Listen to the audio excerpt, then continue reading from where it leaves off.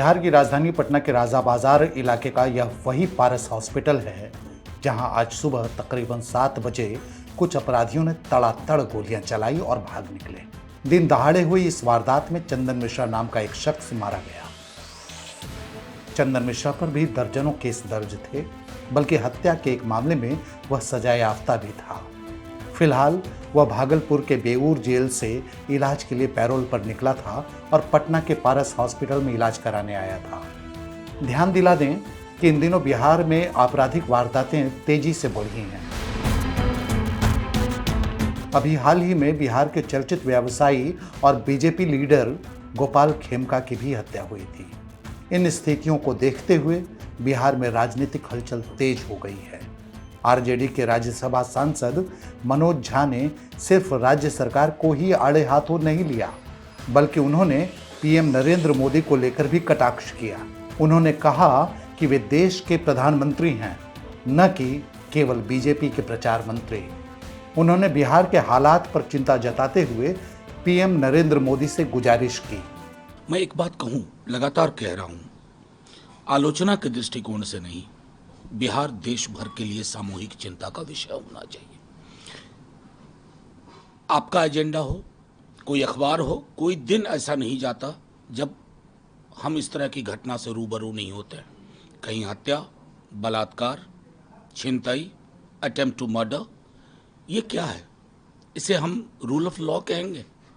नेता प्रतिपक्ष जब कहते हैं तो तिलमिला जाते हैं बीजेपी के लोग।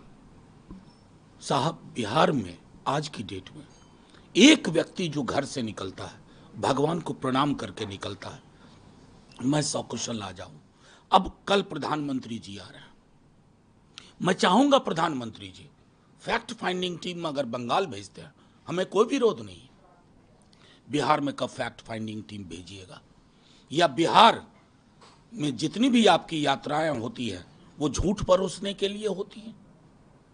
मैं आपसे आग्रह करूंगा प्रधानमंत्री जी, लॉ एंड ऑर्डर सिचुएशन, पहले भी आप आए थे, बोरिंग रोड में आपने यूं किया था, वहीं 2 दिन पहले गोलियां चली थी। एक बार तो जुबान खोलिए, आप देश के प्रधानमंत्री हैं, सिर्फ बीजेपी के प्रचार मंत्री नहीं है। एक बातें जो कही जाएगी सरकार से, फिर कोई बचेगा नहीं।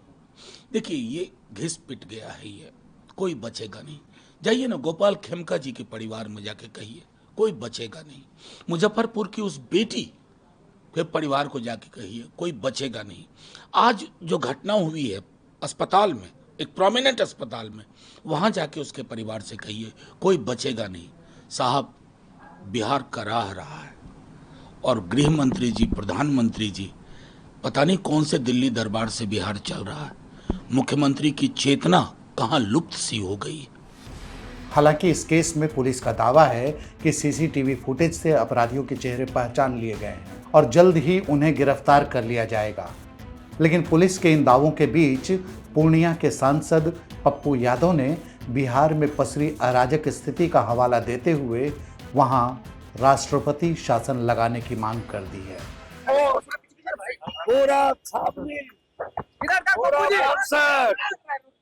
ना सुरक्षित, ना डॉक्टर, अब कुछ बाकी है बिहार में। 200 मीटर पर हेडक्वार्टर, बगल में थाना और उस कैदी के साथ 12 राइफल, और उसके बाद डॉक्टर पर क्या बच गया? कुछ बच गया है सर, कुछ बच गया है। बिहार के 13 करोड़ लोगों के जीवन पर हमला।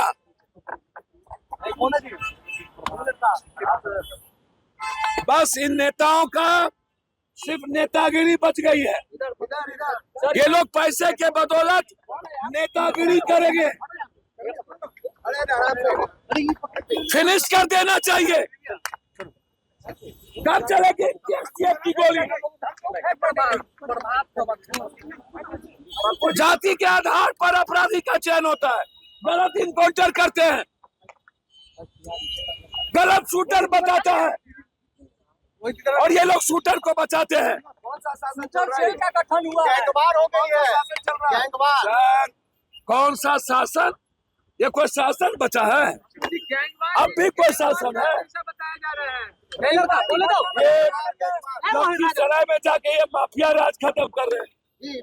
वो बोल रहा है माफिया, अरे माफिया को पालते हो और माफिया राज खत्म करते हो। नीतीश कुमार तो सरकार चला नहीं रहे। नीतीश कुमार तो लगभग सो चुके। अब ये सरकार चला रही है बीजेपी और हेडक्वार्टर के पदाधिकारी। अभी मैं गवर्नर हाउस आ रहा हूँ, गवर्नर साहब मुझे बुलाए हैं। अभी तुरंत मैं गवर्नर साहब से मांग करूंगा कि अब राष्ट्रपति शासन लगा दे।